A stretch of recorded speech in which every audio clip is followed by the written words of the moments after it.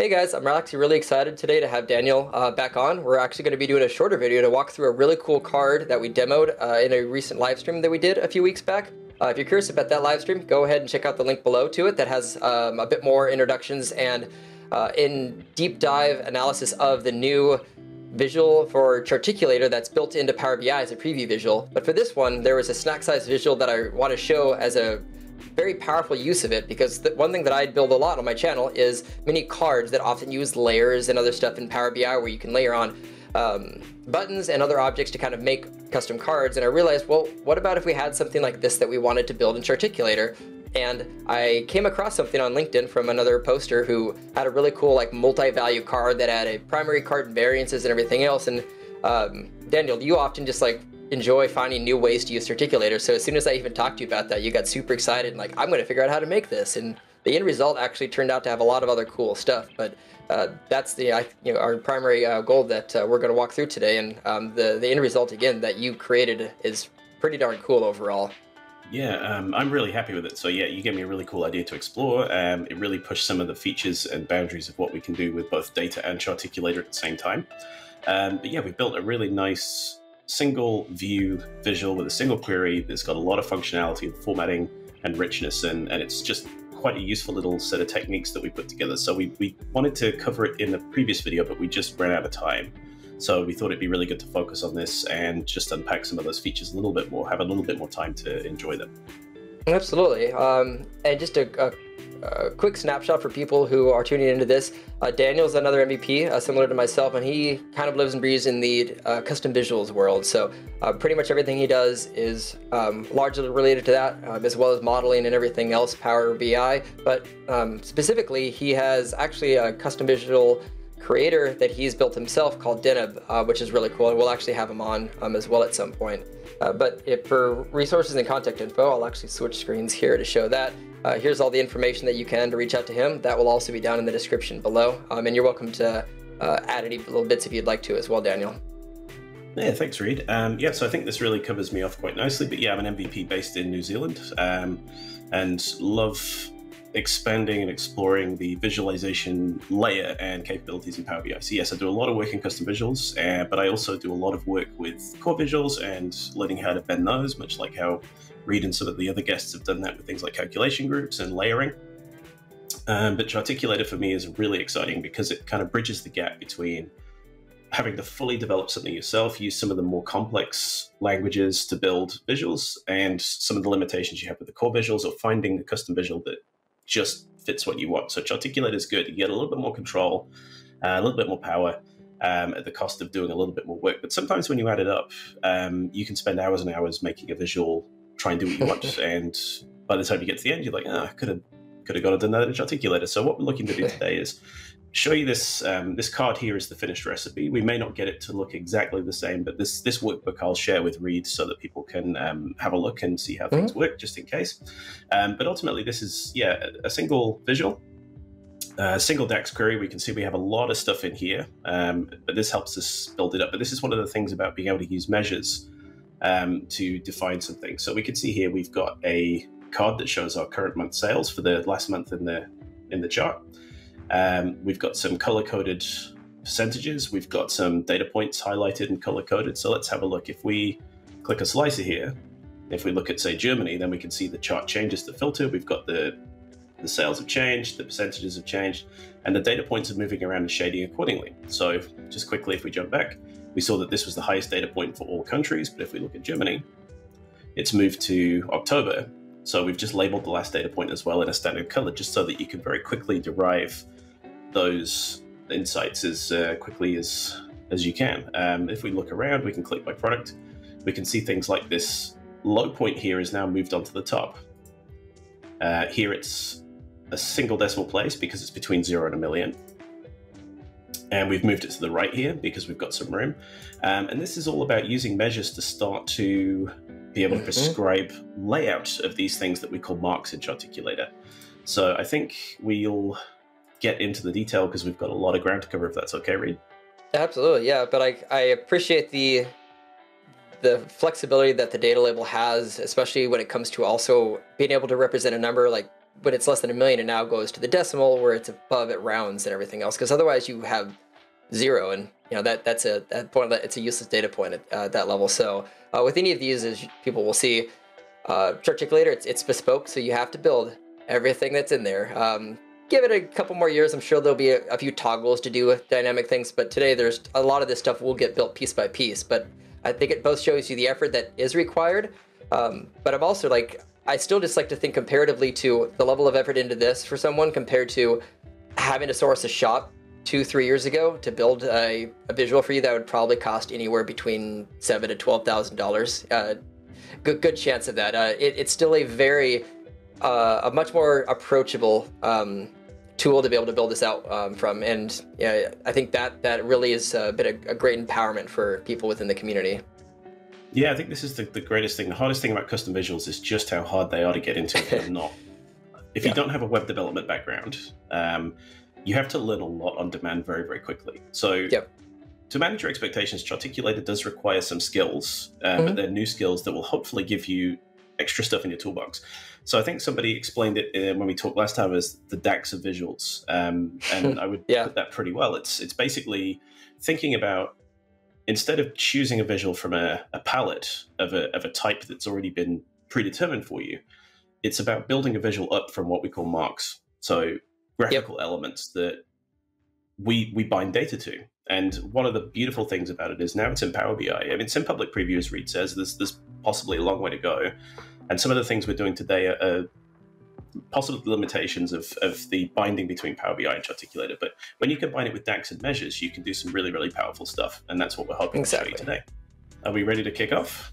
Yeah, absolutely. Let's go for it. Awesome. So because this is a very complex visual, we've broken it down into 5 parts. So what we may not be able to do is get it looking exactly like this, but we'll talk through the approaches that I've used on each step to build this up incrementally. So just to recap, we've got this card here and we've got this line area chart here. So what we're going to focus on first is the line and area. So if we move over to this tab, we should have something that looks like this by the end. But just to show you how this has been put together, I usually visualize my data set with tables first, because what's nice about Charticulator is that the level of grain that you build goes into the visual, and that basically shows you what the data set looks like. So what I've done here is I've got a 3-digit month, a three character month. So that gives me 1 row per month in my data set.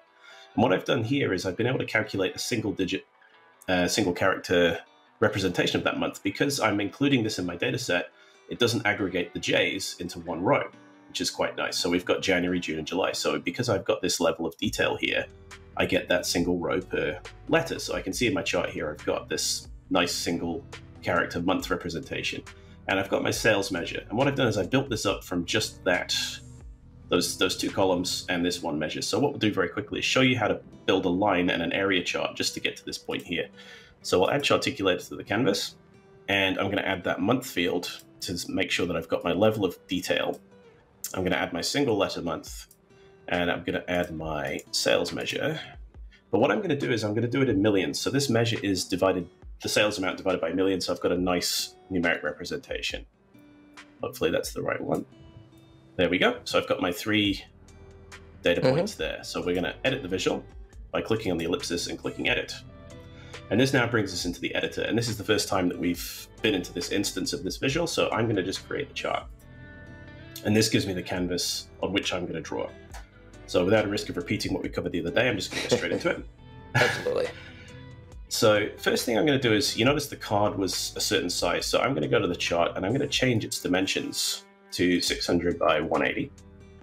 And that's going to make it a little more compact. And I'm just going to zoom in on that so that we've got a little bit more space here. And I'm just going to change my margins. So the guides at the side are, whoops, a little bit more. So we've got no room on here. We've got a little bit of space at the bottom and some at the side and very little at the top. But this gives us the starting of our line chart. To save time, Reed, I'm not going to name the components, but in the PBIX, all the layers and marks will be named nicely so that the people that want to learn themselves can track it through. But for time, I'm just going to drag things on and move things around. Great. So first thing is we're going to add a symbol. This is just a point, and we can see now that we've got 1 symbol for each row. So this is each month, and that's really, really nicely. So one thing we will do, because this gives us flexibility, rather than dragging sales to the y-axis, we will add a data axis to the actual glyph. And we will drag our sails onto the axis. And we can see now that we've got 200 through to 450. Now, what I like is to try and make sure my range is pretty definitive. So it's auto inferred 180 by 460. So I'm going to set that to 0. And down the bottom here, I'm going to turn off auto minimum. And we can see now the data axis is 0 to about 480. But what it means is as the chart changes, the 0 will stay fixed and the maximum will grow and shrink accordingly, which is really good. What I'll do, it would be nice if that was the default, you know? Like, yeah. Honestly, like, auto max should be that, but default should just start at 0 for any visual. Like, it's just so misrepresenting otherwise. It's the challenge of flexibility. That's the cost of flexibility. But true. As part of the, I've raised quite a lot of issues with the Charticulator project to try and improve scales in general, because I've learned a lot prepping all this material for you. So some of the stuff we're going to show you today hopefully will be mitigated as the team work through some of the enhancements that we've suggested. But in order to bind this point to the location that we want, we'll just drag it up so it matches the measure we just added. And we can see now that our points have all moved into place. So we now have our monthly amounts and the relevant sales amount. So one thing we want to do now is to generate that line chart is we're going to click on links and we're just going to create them.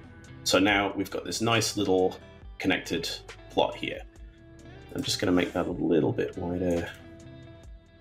And for now, I won't worry too much about colors. But you'll be able to see the colors on the finished product. So what's important is we've got a line that's connected up. The next thing we want to do is the area. So the area charts are something that aren't easy to figure out. And this is something that we didn't talk about last time. So I'm going to show you how this one works. So to do an area, we need a link as well, but we need a special type of link called a band. And bands only join up using shapes. So we've got symbols here, which is what we use to make the dot, but we need a shape. And the way I do this usually is to drag a rectangle onto the canvas, onto the glyph. And I'll drag that rectangle down to match the same height. So we can see that the dot is sitting on top of the rectangle. Now, just to show you this in a bit of a better way, I'm going to drag this over to the halfway point so that we've got some room on the canvas to show how this works. Okay. And I'm going to click on links. And I'm going to click on band. And I'm just going to click on month. No, I'm going to just do that again. I did that wrong. Click band. There we go. So what we've done is instead of joining up the points, we've created a type of link that spans from the top of the shape to the bottom. And one thing that's really cool with links is you can see from one shape to the next how they actually join up. So I can see that it goes from the right side to the left side of the next one. But if I wanted to make it go from the top to the bottom, I could do this. I could actually tell Charticulator how shapes join up. Okay. That's probably for another time. But just to show you, you can actually change how they connect up, which is really, really cool. And you can make them curve and all kinds of things. But we just want a straight line for now. But the reason I want to show you that is because...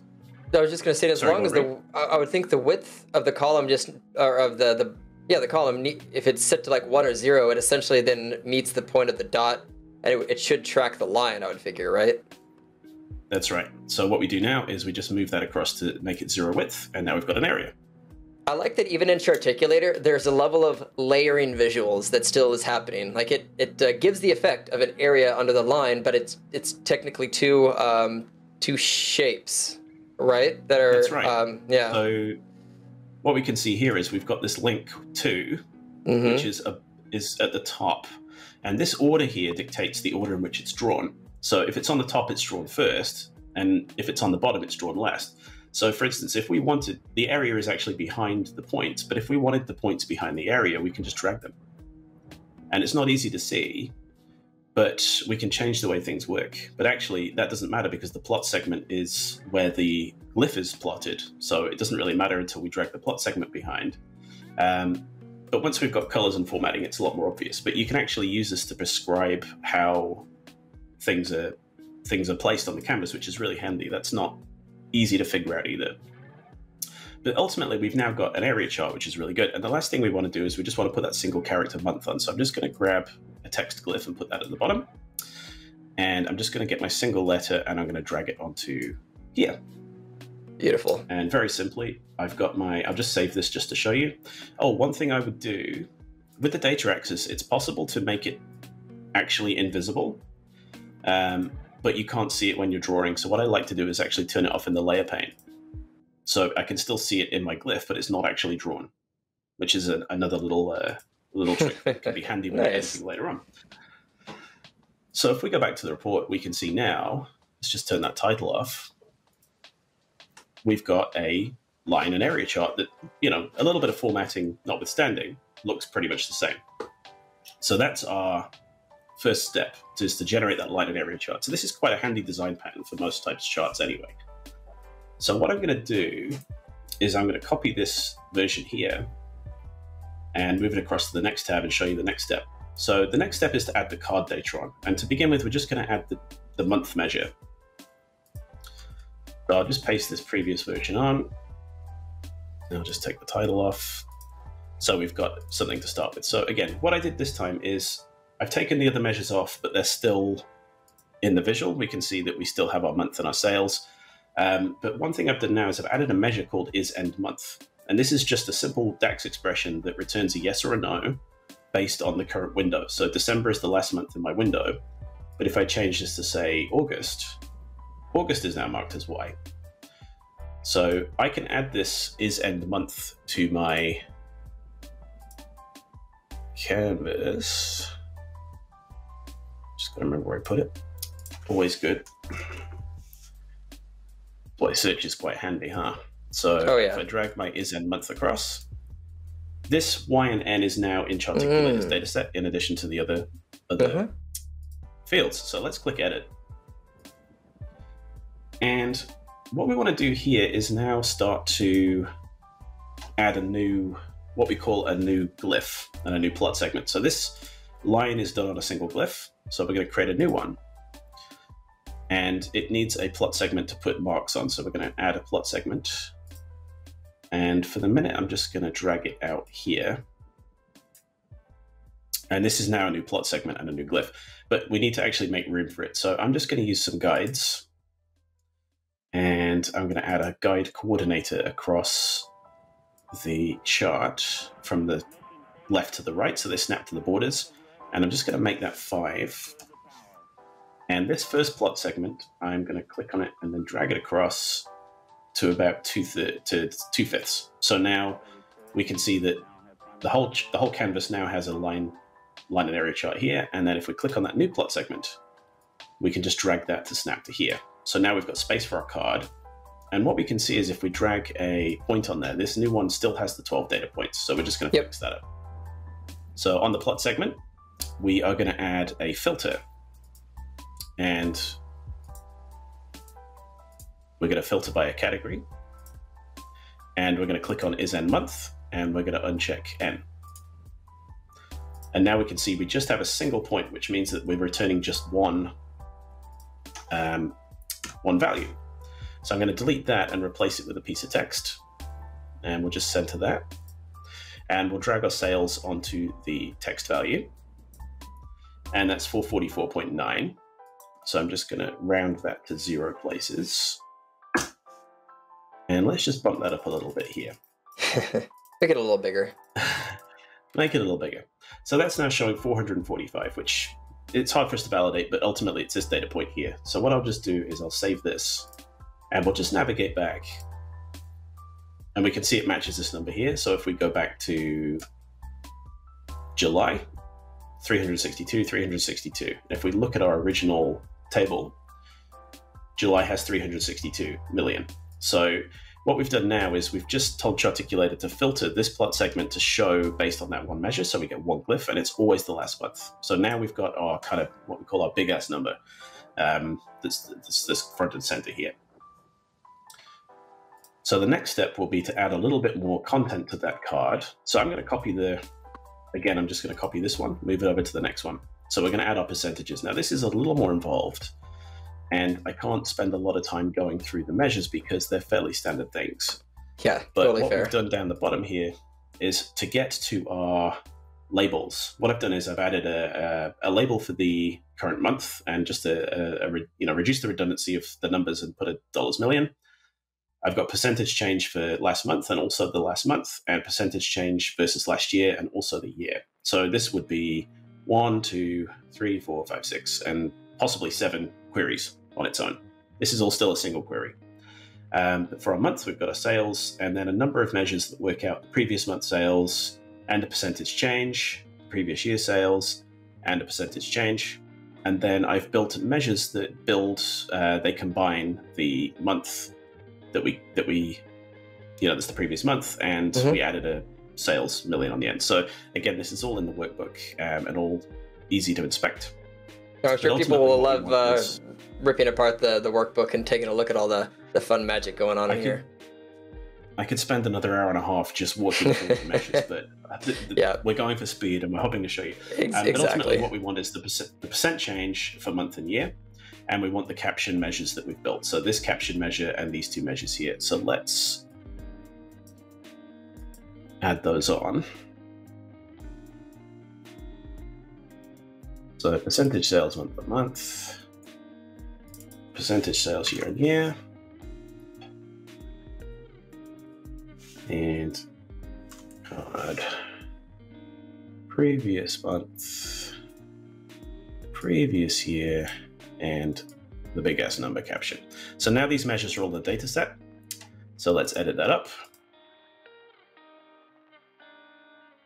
and shrink that back down. So what we're going to do is make some changes to this plot segment to make room for it. So the first thing we'll do is we'll add to the, let's make sure it's selected, to the glyph, we can add a guide coordinator as well. So I'm going to add a vertical guide coordinator to here to give us more things to snap to.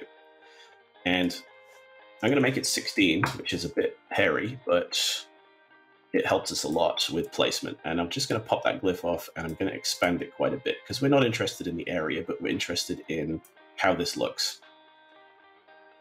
So first thing we'll do is we will change that to be about here and underneath. No, in the center. There we go. So we've just changed the position of the big number so that it's a little off the center, but it gives us some play with the bottom here. Now, what we're going to do is we're going to add a new text mark and put it about here. And put that here. This is going to be for one of our measures. So we're going to add our year-on-year measure here. And this is a percentage. So we're going to go over here and change that to %. And what's nice about this formatting is a little bit different to DAX. Now, it's up to you. You can do this as a text measure and drag it in, not worry about this. But just to show you for completeness, we can add a plus sign to this format string. And if it's positive, it'll put a plus in front. And if it's negative, it'll put a minus in front, which is quite handy.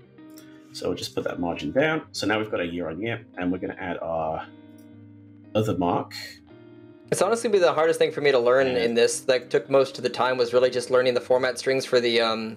Because I only dabbled in web development, and you kind of learn like the universal. I should know the name of it's the code platform that's used for all the format strings. But there's so much repositories for documentation on how to do it. You usually just have to Google, the language name and then whatever the format code is, and you'll find at least 20 web pages that tell you how to do it. That's exactly right. This is backed by most tools use what they call the D3 syntax. I'm not entirely sure if it's originated elsewhere, but D3, which is a tool that you would typically use to build charts from scratch, which is a very powerful language, but ultimately takes a bit of learning. A lot of tools use this. So it's just become kind of fairly standard. But Power BI has its own formatting, which you could, we've done it here with text measures. You could just add a measure and drag it into the text property, and it doesn't really matter. But there's our month on month and year on year. So now we're just going to add those captions. So a similar thing, we're going to anchor it to our measure, just change our margin so it's about right. And we'll drag our previous month caption into text. So this is the technique we've used here, is to drag the text measure that we've derived into that thing and not worry about number formatting. And similar thing with the year on year. Down. And our year on year goes there. So we've now got our previous month and previous year, and then our last one is our big ass number caption. So we just drag that to sit above the number, and I might just adjust that margin to be something like 2. But now we've got a glyph with all of our numbers on, and if we go back and save, it's similar. We can see that it's basically about right, but now we can move back to, say, September, and it's all matching up. So we've now got this number that's front and center that our readers are drawn to, that tells us how we're doing this month, how we're doing versus previous month and year, and we've got our trend line that we can see here. So this is just adding that extra context. So next, we're going to do the conditional color, and this is probably the trickiest bit to figure out, but hopefully this will save you some work. So this is where we have to get very inventive with DAX and some of the limitations of Charticulator. So I'm just going to paste in our previous visual just so that we've got it to work to. And I'll turn the title off just so that we don't get confused. Now, Charticulator has what's called scales. Now, you might think of a scale as a range of numbers, and the most likely use for that is an axis. So an axis could be from 0 to 200, and that's technically a scale. Now, a scale has what's called a domain, which is the values. So the domain could be 0 to 200, but it also has something called a range, which we're not going to worry about here, but a range dictates the bindings. So a range could be the pixel distance, and that works out the data versus the pixels. It also does that with things like colors. So in Charticulator, when we drag a color or a field to things like a visibility or opacity or fill color, it creates what's called a scale. So we have to think about how those scales work to apply this dynamic formatting. So the system I've designed, because Charticulator works out scales automatically and data changes as you move around, I could go in and I could create flags like high, low, and end, but they're not always going to be in there. And if it's not in there, Charticulator doesn't know, so I can't create a binding for it. So the way I've asked for this to come in, and hopefully it will, but the way we've worked around that for now is to basically create a system, a coding system from -2 to 1, and each one of those will assign a value to. Now, we could have decimal values, and Charticulator will make a gradient between those, but that's not what we're looking to do. But ultimately, the way we've done this is we've still got our month and we've got our percentages, and based on whether it's positive, negative, or the same, it will assign a value of 1, 0, or -1. And we also have another measure that we've called is significant point. And this assigns a Y or an N, because we will always have this in the data set, whether it's a high, low, or end value. So if we were to move to the end, we can see that we just have a Y for December because it's a high and an end point, and August is a low point, so that's a Y as well. So in this case, it would assign the green and the red because it's a 1 and a And if it's for breaking ties, will it give a Y for two data points then, if they're both tied for either high or low? Yep. It could do, and you may want to put some logic in your DAX to determine which is the right one. Now, because we're working with millions, it may not be obvious to the reader, but it could be a couple of dollars difference, and because we're using the raw value, it will work it out. But if you do come to a tie or a race condition, then you may have to think about that. But what we're doing here is we're using this measure here to define a color. So let's jump in here and start to illustrate what that means. So I've prefixed these with SCL just so that they're a bit more obvious for scale. So I've got my month-on-month indicator value. I've got my year-on-year indicator value and my sales point indicator. So those are the three things we just talked about. Now I'm going to click on might have to do it down here now because it's getting quite busy. So for the month-on-month mark, we're going to find the color. We're going to drag that month-on-month indicator value to it. And what happens is Charticulator creates a scale. And it's just called it, the month-on-month color. So we're going to click on this. And what it typically does is it gives you predefined gradients to choose from. But we're going to go to custom. And we've got white to black. But we're going to add 2 entries to make up the numbers. So that our -2 that we assigned, which is basically no interest. And this is all documented in the measures. I've put comments in all the DAX measures for people that want to explore this. What we want to do is we want to assign, So we assume that this is -2, -1, 0, 1. But at the minute, you see the start and the end -1 to 1. So I'm just going to correct that to -2. And in the -2 value, I'm just going to paste my red. And we can see that it creates this gradient from white to red to gray, because that's what it's got down here. And if our number was a decimal, it would assign it something in the middle. But we're not going to do that. So the green will be down the end here. And we can see that, again, there's this little green. And the last one we want is our dark color, which is not quite black. Now we can see that we've got this range from white to red to this gray to this green. But because we're using whole numbers, it's going to work. And we can see in the background that this number's changed. So let's jump out. This number's changed to green. Now let's click on the year on year. And what Charticulator does is it tries to reuse scales if it makes sense. So it may or may not do this, but we can fix that afterwards if it doesn't. So we'll drag the sales year on year to the color, just like we did before. And it's created a new scale because it's a different mark. But what we can do is we can drag this up into here, and it's now assigned the color. Now there does seem to be a bit of a gradient there, so we might just have to have a bit of a look at what it's done there. -2, 1, custom. No, that seems okay. Okay, we won't worry too much about that for now. And then the data point, we've got a couple things we want to do here. We want to drag our indicator value to fill, just like we did before. And that's given its own scale, so we're going to drag that up and use the same scale. And we can see now we've got our red, we've got our green, but we've also got white, and we don't want those on there because it's kind of ruining our line. So the last thing we have is that is significant point measure, which we use to calculate whether it's high, low, or end, and we drag that on. And for that data point, we find the visibility, and we drag that to condition by. And that gives us a new scale because it's a totally different thing, and we want to keep that separate. So we click on that, and we just uncheck the N. And now we've got our dots where we want the points of interest, and everything else is zeroed out. So we're just going to save that. Jump back. Oh, I've got a measure highlighted. This is one of the lovely quirks of Power BI. If you've got a measure highlighted, there we go. You can't get back to the report.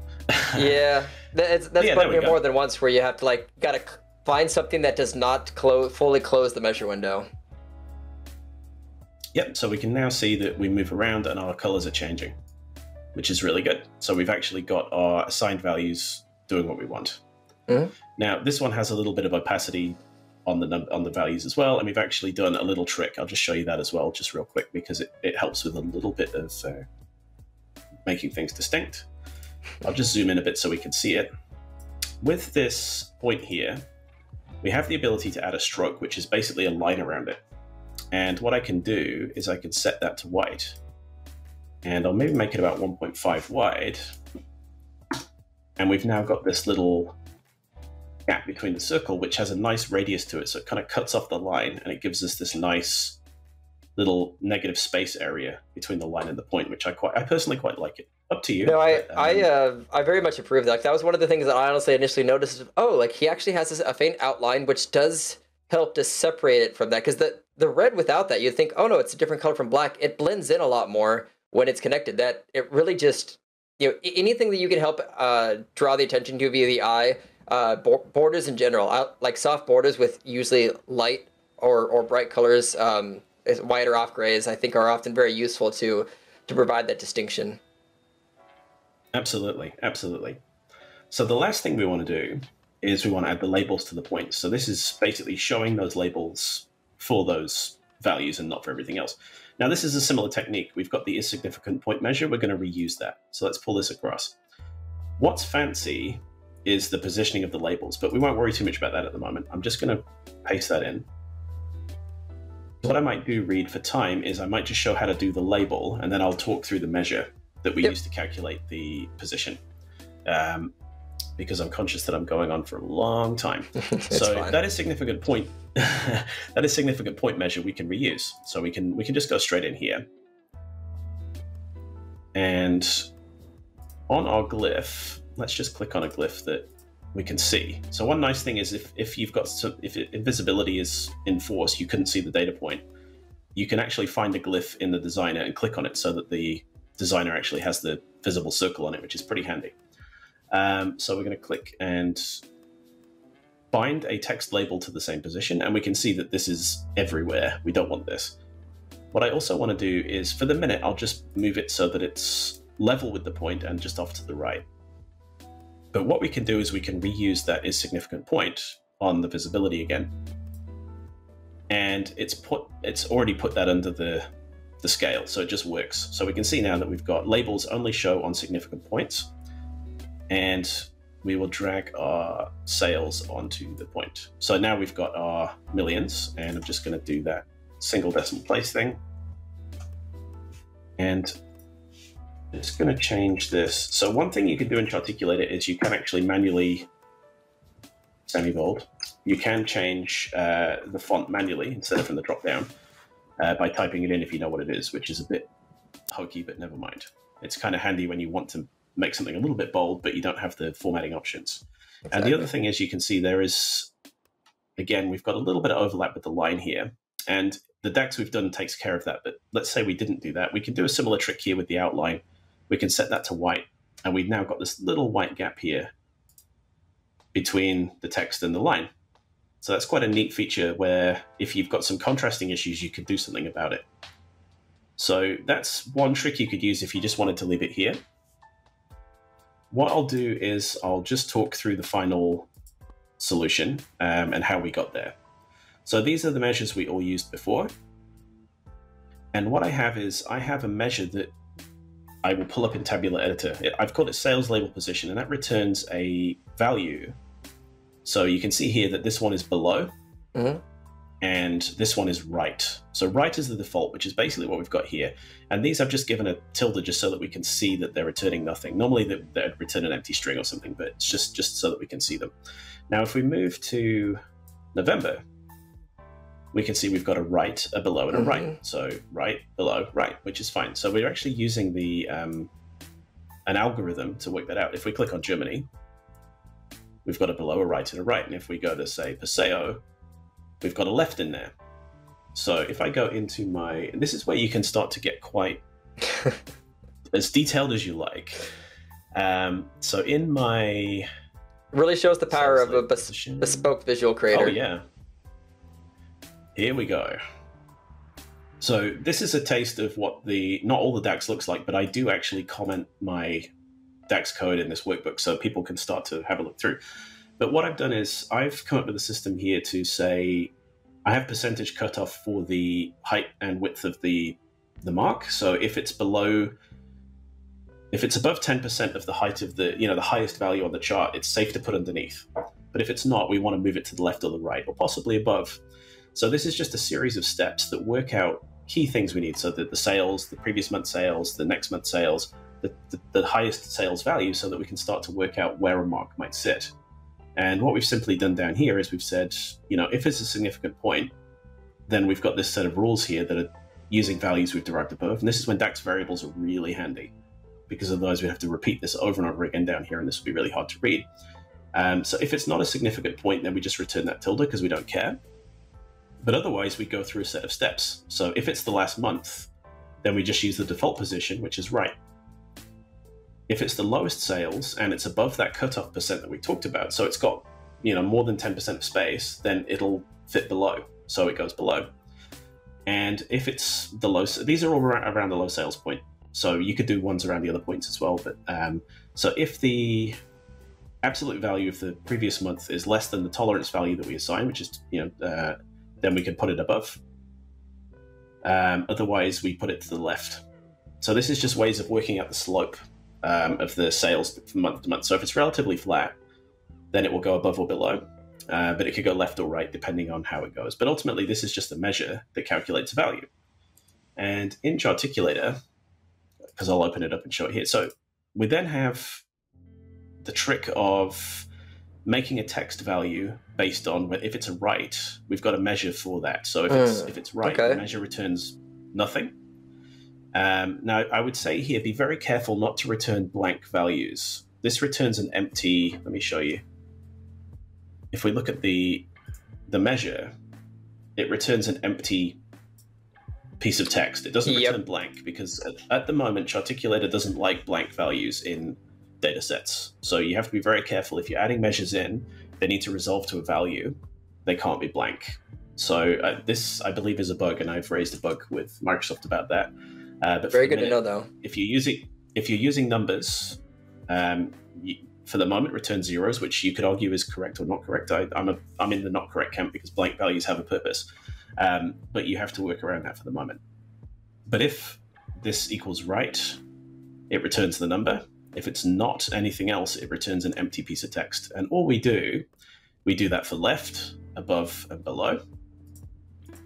And if we open this up, we should be able to show you how the sausage is made.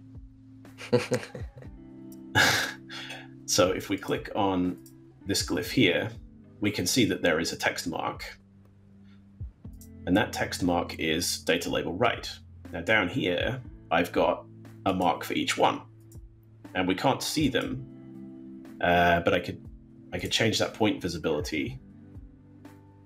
Whoops, no, I can't do that because I'm using the text value. So on the text value, we drag in that measure. So if it's empty, it doesn't show any text. Whereas if it's matching the condition, it shows text. And that's how, at the minute, we make those labels appear in different places. It's actually 4 marks. And the values of those marks are set based on the results of that measure. So that's the trick to that. But what it does mean is, yes, this is a little bit of setup, but you can start to do some really neat stuff for your readers. Yep. So as we've seen, let me just get rid of, whoops, we didn't make any changes. Let me just get rid of that fella. And we can go back and we can see that, sure enough, we've now got this recipe that, we've got it below here. We've got it to the left here because the slope is sharp enough to make space for it. We've got it, we put in an extra piece of logic to say if it's between 0 and 1 million, make it 1 decimal place, which is just a DAX format function. But that appears above the top because it's relatively flat and there's no room at the bottom. So these are just things we put into measures. So you can start to get very, very creative. So whilst the UI doesn't spell it out for you, you can actually start to create some very powerful things with measures. So again, here it's to the right because the slope's pretty big. And again, there's a 0.1 there. But yes, if I'm keeping it brief, and I went longer than I intended, that's probably the that's the pitch, Reed. No, and then from everybody watching in, I think they'll see a couple of things. One, there's for the most part, sky's the limit of what you can make, but the more advanced you have, especially when it comes to those nuances of it should be over here when this happens or up here, those are those things where the complexity does start to add up, but it is possible. So at the end of the day, there always kind of comes a conversation with the normally the end user, the POC or the client. You kind of ask them, all right, well, to get it to 85% of what you want, that's going to take maybe 3 hours. To get it to 95, that's going to take 10 hours. Where are the things that you really need versus all right, well, I'm willing to settle for a cage the data label might look off or not. Or you can use ones like this that are already built. I'm sure the Charticulator gallery will continue to expand and grow as people start adding stuff to that.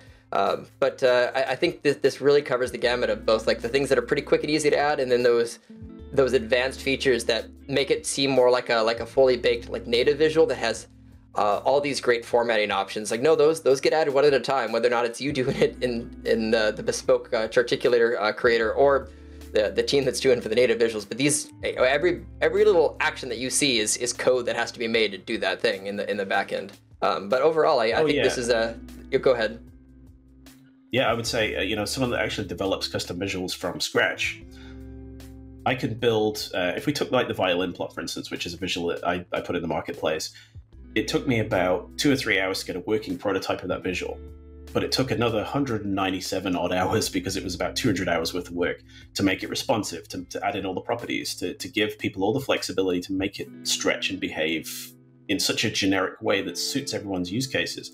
It's all those things that really add to the complexity. So honestly, just based on what you were saying, Reed, you can do some basic stuff, but if you really want to go beyond, a lot of the effort goes into there, but it's that extra little bit of polish that can make a big difference. But that's often why the core visuals do have to work for so many different use cases from a programming perspective, an engineering perspective. That's really hard. So as a developer, it certainly does help you appreciate just how much work goes into those visuals. Even if you might get frustrated with them, even if they may have limitations for you, they're trying to serve so many users across Power BI. And it's the same with custom visuals. And there's a big difference between, yeah, exactly. And like there's a big difference between making a visual for one report, making a visual that works in any report. Making a visual that works for one, not that difficult. Making one that's like universal, that can work in hundreds of different ones with different data types, sizes, and aspect ratios. As you mentioned, went from like a handful of hours to 200 hours. So I think honestly, more often than not, Charticulator is best served for like that one report for a company that we have this really specific kind of visual idea that we want to build up. Go ahead and make it for that. The exact shape of the page that it needs to be on. Honestly, even like having to make it for 2 reports and just resizing it and remaking it, it still will take less time than trying to make that universally responsive, resizable one. But with anything, it always boils down to pros and cons. But I think this is a great starting point. I think this will also be very useful for a lot of people to see that many of the clever layerings and tricks that you can do both with DAX and in Charticulator to create some of these elements. But also, I think this is a great example of using Charticulator to make what probably would have taken, I would guess, with the color formatting and everything else, somewhere between 4 to 6 different visuals you would probably need to group together onto a page to make this. The hardest part is you can't conditionally format parts of a body of text. So those two plus 30 plus 60, if you wanted those to be red and black, each one of those would have to be individual cards. The text next to it would also have to be 2 cards, so that's 4. The number above it would be 5. The title for that above it would still be 1 visual. I'd actually say 6. I think you would need 6 separate visuals loading in there. And just looking at it right there at the visual display and other, like a lot of the stuff that goes into loading this, it's not the DAX queries, it's everything else that goes into that visual that requires the load time. So multiply that by 6, and there's potentially a 2 to 3 second visual that's requiring to load onto the page just to load that one card that you want. That's exactly right. So the more queries you have, and also the more visuals, but those queries really add up for the user. So if you can consolidate them down, great use case for Charticulator. Exactly. But previously we'd have to write a full custom visual for this. So it's really, really nice that we could just, we get a little bit more control. There's a little bit of learning to do, but you will be able to get so much more out of it. And this is it. You can make these really nice hero visuals that are really information dense. It's a great use case, and I'd be really interested to see what this is really the tip of the iceberg. I think some people are going to make some really awesome stuff, and I'm really looking forward to seeing what people can come up with. 100%. And I'm going to switch us back to our main screen. But Daniel, again, thanks for doing this. I know we've also been talking about some other visuals, but overall, I think there's so many opportunities to make kind of these little visual templates for people to play around with and get familiar with. And happy that you came on to do this one. And I appreciate how much over the above and beyond you went with creating this one, because the original one, it was a number. I think I mentioned a sparkline and 2 others, but you added so many extra features, which is absolutely fantastic. So thanks again for taking the time today to share this. Yeah, no worries. It was a really slow day, but honestly, it was very, very rewarding because, Reed had set this challenge out, and I just thought, oh yeah, I can do that. And then as soon as I finished it, I thought, oh, I could do this, And I was just sending Reed all these updates. So I'm sure he was very fed up by the end, but we got a really good result, I think. Which 100%. Really gives the reader a lot more out of their visual, which is ultimately what you want. Absolutely. And again, thanks for your time, and I will see you next time we do one of these. Yeah, thank you so much for having me. I've loved coming back. Really appreciate it, Reed. Cheers. Please don't forget to like, comment, or share this video. Now, if this is your first time to my channel, or you want to see more of these awesome videos, please click that subscribe and notification button. Also, feel free to show your support by becoming a channel member. Last but not least, you can download the file for today's video from my blog files page using the link down below. So until next time.